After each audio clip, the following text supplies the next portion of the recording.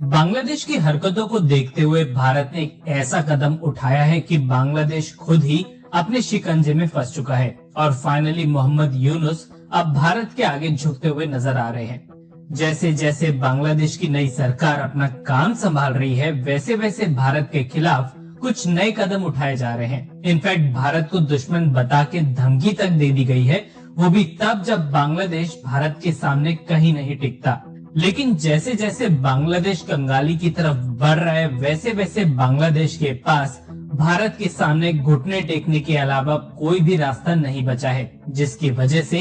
पहली बार ऐसा हुआ है कि जब बांग्लादेश की नई सरकार की तरफ से भारत को लेकर काफी बड़ी बात कही गई है, क्योंकि न केवल भारत बांग्लादेश को सबक सिखाना शुरू कर चुका है, बल्कि रूस और ऑस्ट्रेलिया तक बांग्लादेश के खिलाफ खड़े हो चुके हैं। पूरी अपडेट के बारे में आज इस वीडियो में बात करेंगे, लेकिन आगे बढ़ने से पहले इस वीडियो को लाइक करके चैनल को सब्सक्राइब कर लीजिए। ये आपके लिए केवल 1 सेकंड का काम है, लेकिन इससे हमारी और हमारे कंटेंट की काफी बड़ी मदद होती है। दरअसल पिछले कुछ दिनों में चीन का हाथ पकड़ के बांग्लादेश ने भारत के खिलाफ जो कदम उठाए थे, उसका अंजाम बांग्लादेश को तो देखना ही था, क्योंकि बांग्लादेश ने अपनी ईगो में आके भारत को सप्लाई की जाने वाली हिल्सा मछली का एक्सपोर्ट पूरी तरीके से बंद कर दिया था और ऐसे टाइम पे इन मछलियों की सप्लाई रोक दी गई जिस टाइम पे इन मछलियों की भारत में सबसे ज्यादा मांग होती है। दरअसल दुर्गा पूजा आने वाली है और पश्चिम बंगाल के लोग इसी मछली को अनुष्ठान के रूप में चढ़ा के पूजा करते हैं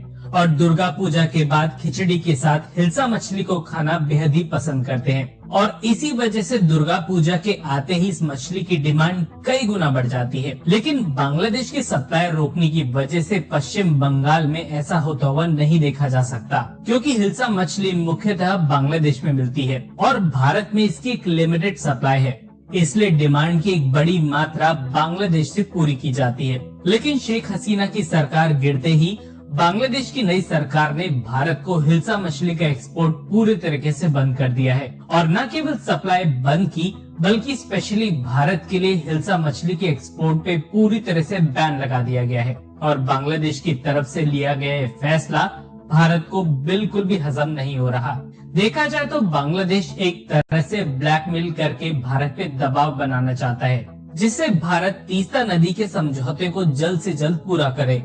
नहीं तो आगे चल के बांग्लादेश इस बात को इंटरनेशनल प्लेटफॉर्म्स पे लेके जा सकता है। दरअसल बांग्लादेश को ऐसा लगा कि हिल्सा मछली के एक्सपोर्ट बंद करके भारत तीस्ता जल बंटवारे को लेकर सहमति जता देगा, लेकिन बांग्लादेश की सरकार ये भूल चुकी थी कि जिस देश से ये लोग भिड़ने जा रहे हैं, वो देश राजनीति और कूटनीति में दुनिया में पहले नंबर पे आता है और भारत जब चाहे बांग्लादेश की इकोनॉमी को मिट्टी में मिलाने का दम रखता है। खैर, जब पानी सर के ऊपर से निकल गया तब भारत की कंपनी ने बांग्लादेश को उसकी सही जगह दिखाने में जरा सा भी टाइम नहीं लगाया। हम बात कर रहे हैं अदानी ग्रुप की, जो बांग्लादेश को हर साल करीबन 7.5 मिलियन बिजली की यूनिट्स एक्सपोर्ट करता है और बांग्लादेश के एक बड़े इलाके को अदानी ग्रुप की वजह से रात में रोशनी देखने को मिलती है। खैर, हिल्सा के एक्सपोर्ट बंद होने की बात जब सामने आई तब अदानी एक्शन में आ गई और अदानी की तरफ से ये बात बांग्लादेश को क्लियर कर दी गई कि या तो बांग्लादेश $500 मिलियन का बकाया क्लियर करे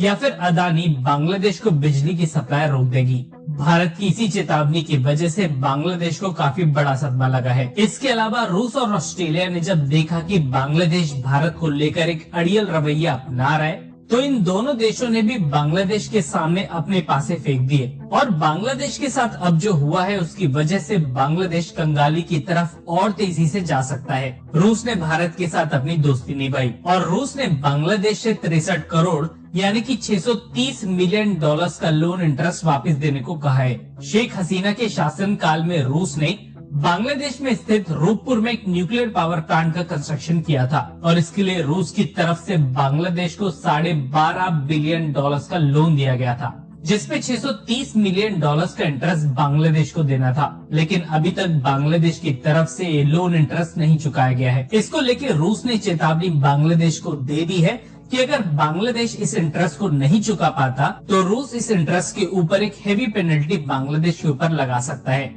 इस पेमेंट का भुगतान bank of China Shanghai branch के थ्रू होना है और इस पेमेंट के लिए रूस की तरफ से एक लिमिटेड डेडलाइन बांग्लादेश को दे दी गई है। अब बांग्लादेश के नए मंत्री प्रेशर में आ चुके हैं और इधर उधर से पैसों का जुगाड़ करने के लिए ठोकरें खा रहे हैं, क्योंकि इस टाइम ना ही इनके पास भारत का सपोर्ट है और न ही इतना फॉरेन एक्सचेंज की पेमेंट करने के बाद अपना देश चला सके। इसी बीच ऑस्ट्रेलिया ने भी बांग्लादेश को कड़ी चेतावनी दे दी है कि अगर बांग्लादेश में रह रही माइनॉरिटी कम्युनिटी की सुरक्षा नहीं की गई तो जल्द ही ऑस्ट्रेलिया की तरफ से भी एक बड़ा एक्शन बांग्लादेश के ऊपर लिया जा सकता है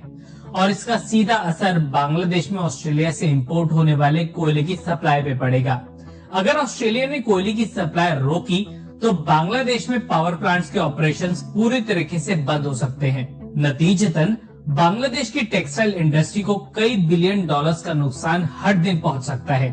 सीधा मतलब ये कि बांग्लादेश अब चारों तरफ से घिर चुका है और बांग्लादेश के सामने केवल एक ही रास्ता बचा है और वो है चुपचाप भारत की बातें मानना। सोचिए, बांग्लादेश खाने पीने की केवल कुछ मुट्ठी भर ही चीजें भारत को एक्सपोर्ट करता है, वहीं भारत हर साल बांग्लादेश को प्याज, आलू, दालें और बड़ी मात्रा में चावल के अलावा कई तरह के फल और दवाइयाँ एक्सपोर्ट करता है। अगर भारत इन सब चीजों की सप्लाई बंद कर दे तो बांग्लादेश की महंगाई खुद बांग्लादेशी सरकार की कमर तोड़ सकती है। अब कुछ जानकारों का मानना है कि आगे चल के भारत भी बांग्लादेश को काउंटर करने के लिए कुछ चीजों का एक्सपोर्ट बंद कर सकता है और इन चीजों की लिस्ट में सबसे ऊपर है चावल, जो बांग्लादेश में मेन फूड आइटम की तरह गिना जाता है। बांग्लादेश को कहीं न कहीं ये लग चुका है कि भारत के साथ इनके संबंध बिगड़ते चले जा रहे हैं और भारत भी बांग्लादेश के खिलाफ एक्शन ले सकता है। इसलिए देखने में ये आया है कि बांग्लादेश के सुर अब नरम पड़ने लगे हैं,